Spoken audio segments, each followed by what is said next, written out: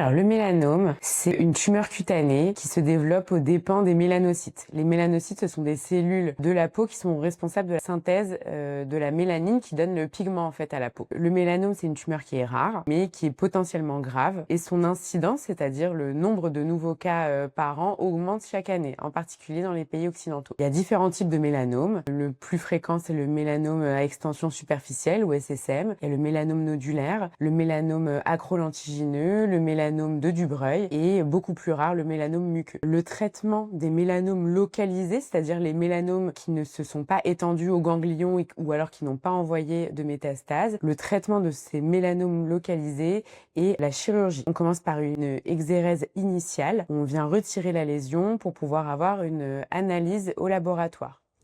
Une fois qu'on a cette analyse qui va déterminer l'indice de Breslow, qui est un indice qui s'exprime en millimètres, on va toujours procéder à une deuxième exérèse avec des marges de sécurité comprises entre 0,5 cm et 2 cm. Et ce qui va donner la marge de sécurité, c'est cet indice de Breslow. Par la suite, on peut réaliser une suture directement si la laxité cutanée le permet, ou réaliser une greffe de peau si la laxité ne permet pas une fermeture directe. D'autres traitements peuvent être envisagés comme les thérapies ciblées, l'immunothérapie, la recherche du ganglion sentinelle, parfois des curages ganglionnaires, voire de la radiothérapie. Et tous ces traitements sont décidés en réunion de concertation pluridisciplinaire en centre de référence, comme l'hôpital Saint-Louis où j'ai travaillé de nombreuses années. Une fois que le mélanome a été traité, pour surveiller l'apparition de récidive ou être sûr qu'il n'y ait pas de deuxième mélanome qui apparaisse, on peut aussi rechercher chez la famille l'apparition éventuelle d'un mélanome car les risques sont accrus chez les proches.